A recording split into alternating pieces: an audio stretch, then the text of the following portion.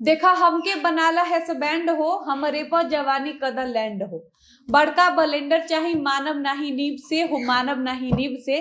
Touch होई जीभ से ए बबुआ नसीब से। तो आगे चंदन चंचल कहते हैं कि हमहू देखल चाहिला नक्शा करीब से।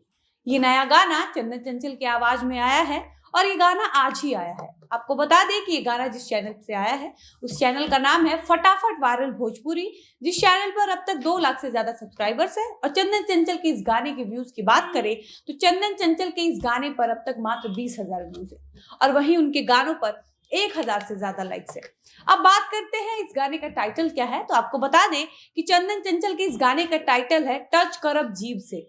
वहीं इस गाने में आवाज दिया है भोजपुरी लेडी सिंगर नेहा राज और भोजपुरी गायक चंदन चंचल ने, जिस गाने में इन दोनों कलाकारों ने भोजपुरी इंडस्ट्री की सारी मर्यादा को तहस नहस करके रख दिया है। मतलब आप इस गाने को सुन लीजिए तो आपका दिमाग खराब हो जाएगा। अब बात करते हैं चंदन चंचल की। एक बात समझ नहीं आई कि जब चंदन चंचल ने भाभी का ढोंड़ी चाट ही लिया था, अपनी भाभी का ढोंड़ी खोद खोद कर कुआं बना ही दिया था, तब आखिर चंदन जी को अब किसका नक्शा देखना बाकी रह गया था। चंदन चंचल तो हमेशा ऐसे मौके की तलाश में रहते हैं जहां उनको मौका मिले और वो तुरंत किसी के साथ जबरदस्ती कर ले। लेकिन इस बार लगता है कि चंदन चंचल के हाथ से मौका छूट गया है और वो इस बार फिर किसी का नक्शा करीब से देखने के लिए बेचैन है। अच्छा, एक बात समझ नहीं आई, चंदन बाबू जब भी हमसे मिलेंगे तो हम ये सवाल उनसे जरूर करेंगे कि चंदन बाबू को किसकी जवानी अपने ऊपर लैंड कराना था।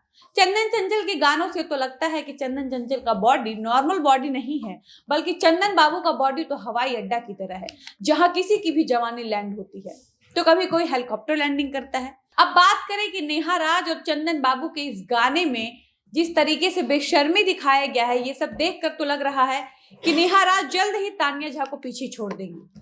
बाकी चंदन और नेहा राज की इस गाने से जुड़ी सारी बातचीत हम आगे की वीडियो में विस्तार से करेंगे, लेकिन उससे पहले नमस्कार, मेरा नाम है डॉली पांडे, मेरे साथ है कैमरामैन विशाल और आप देख रहे हैं जनता जंक्शन। ये सच है कि भोजपुरी समाज में अश्लील गानों की ही मांग है, लेकिन हमको पहले ये समझना होगा कि अश्लील होने के बावजूद भी ऐसे गानों की मांग क्यों बढ़ती जा रही है।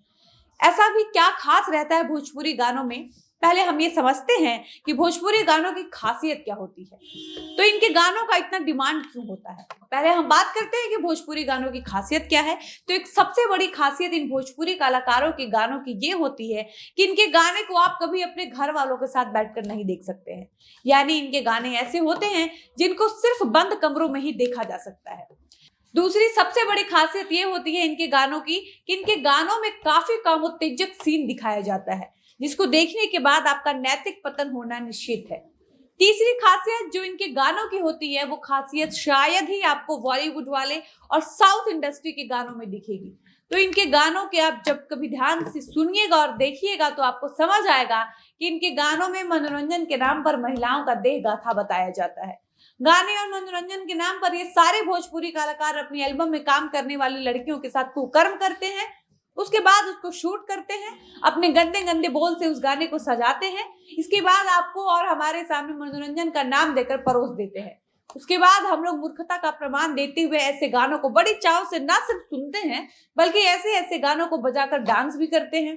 तो आपको ये बहुत क्लियर समझ लेना होगा कि अगर आप इनके गानों में लॉजिक ढूंढने जाएंगे तो आप निराश होकर लौटेंगे, क्योंकि आपको इनके गानों में कोई लॉजिक नहीं मिलेगा, और लॉजिक होगा भी तो इतना अजीब गरीब होगा कि इनके लॉजिक पर आपको हंसी आएगी। इनके गानों का टोन बेशक काफी अच्छा होता है, लेकिन इनके गानों का बोल सुनकर आपको इनसे और इनके गानों से नफरत होने लगेगी।